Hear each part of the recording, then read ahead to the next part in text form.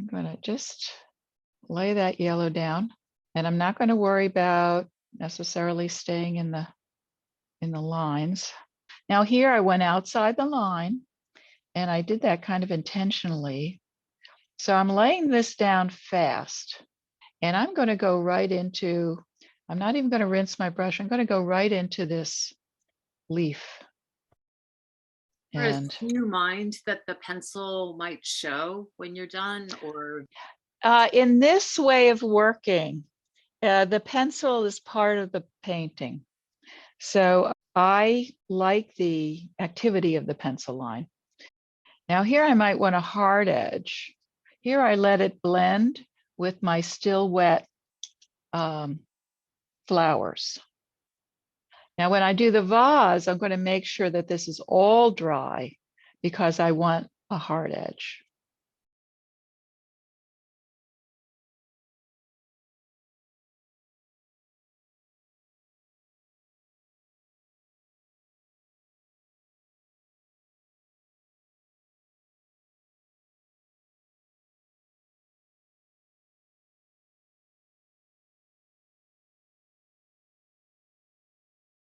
Shadows on yellow, always a challenge.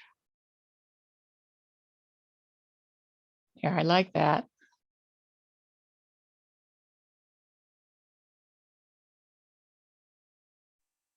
Okay, so what color is that shadow? It looks a little greenish. So I'm just pressing down, releasing water. I may get some blooms, and I'll let this dry completely, and I'll probably go back and because I want to create a hard edge here because this petal is coming towards me and catching the light.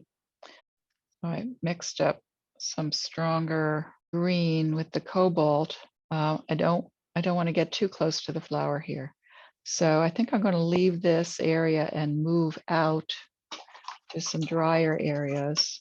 And I should have left some white here. So I'm going to leave that. I wish I had left a little bit up here.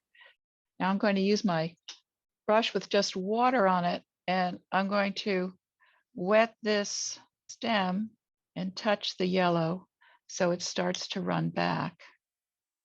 And I'm going to touch it with green here, this light green.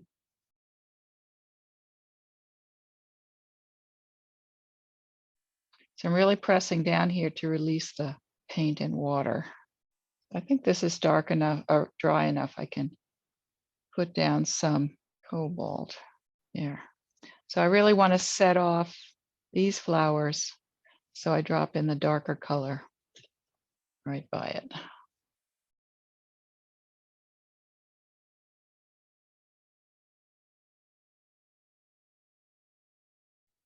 Just let that travel. I just put a little green on the base of this one. Maybe up here for shadow color.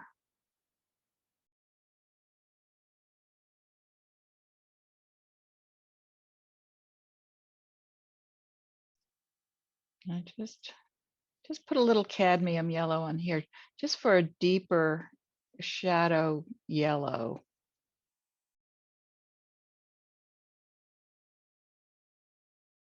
I'm just going to drag some of that yellow down onto the leaf here. Oh, you know, I keep forgetting to leave dry paper because these are shiny flowers. You want to take advantage of any shiny light. This is the brush with just the water on it. That's much better.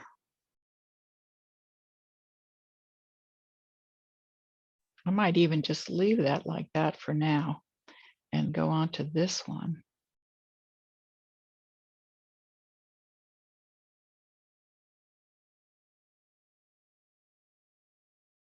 And at this point, Charles Reed would take his brush and just do a little spatter. Part of it is just to mess things up a little, so you're not being too careful. That's how I think of it.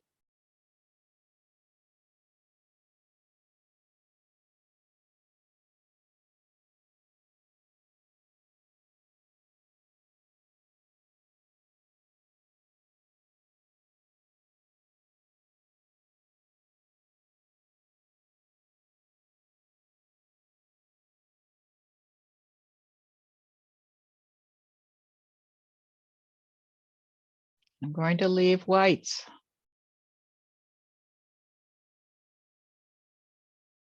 Here I'm just wetting. I don't want to do every flower the same. So in this case, I wet it first. Try a little raw sienna for a little shadow color. Yeah, that's nice. In here. And back to the pink and the yellow.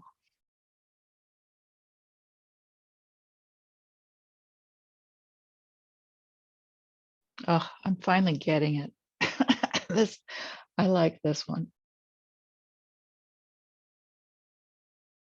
There's clear water and into the green.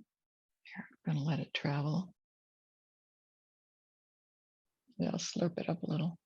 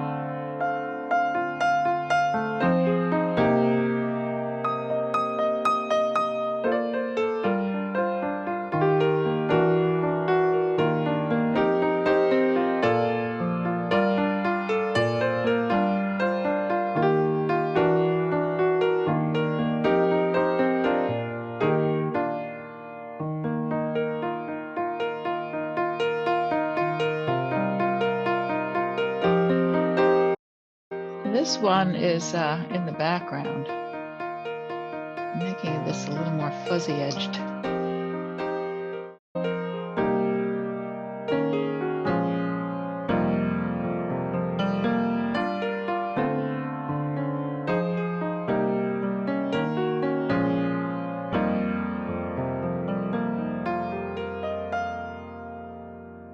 All right, so I'm excited about the idea of going in and doing this very dark vase.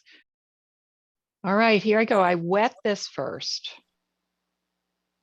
Now I'm going in with really strong pigment, and I see a rim of light near the top, so I want to save that, and I really want to carve out the flowers.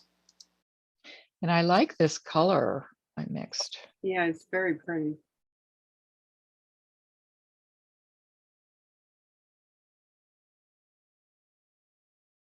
I'm just going to drop in a little of the flower color. I'm re-wetting the vase so that the deep pigment can flow, and I'm thinking about the reflections, so I'm putting in the flower color on the edge of the vase and a few other places. And now back to the deep dark pigment.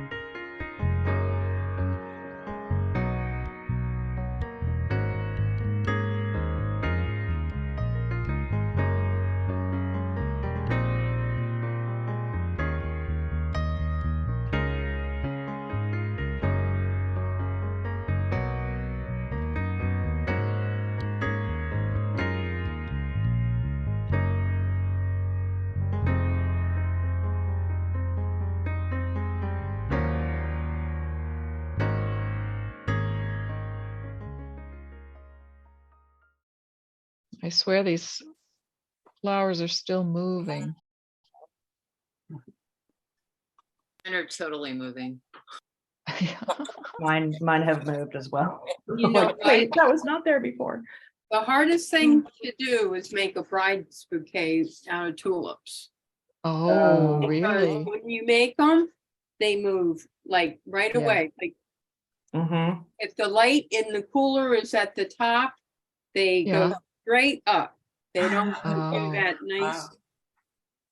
They're Gee. really tricky. And they Yeah. close at night, right? Some of them? Yeah. They close 3 times, about Wow. 3 or 4 times, and then they're. That's it, huh? You keep mean them during going by their, keeping them cold, and they like a penny in the water.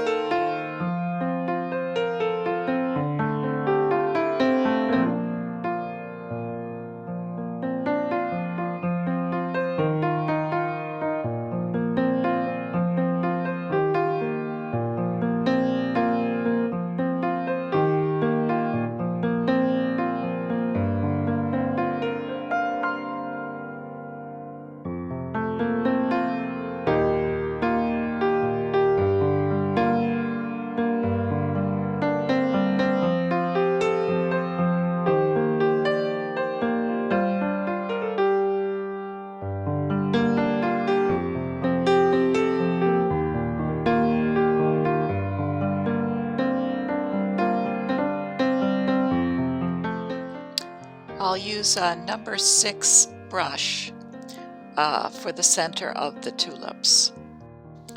For the black stamens, I'll mix the magenta Winsor blue combo with a little burnt sienna just to warm it up a little.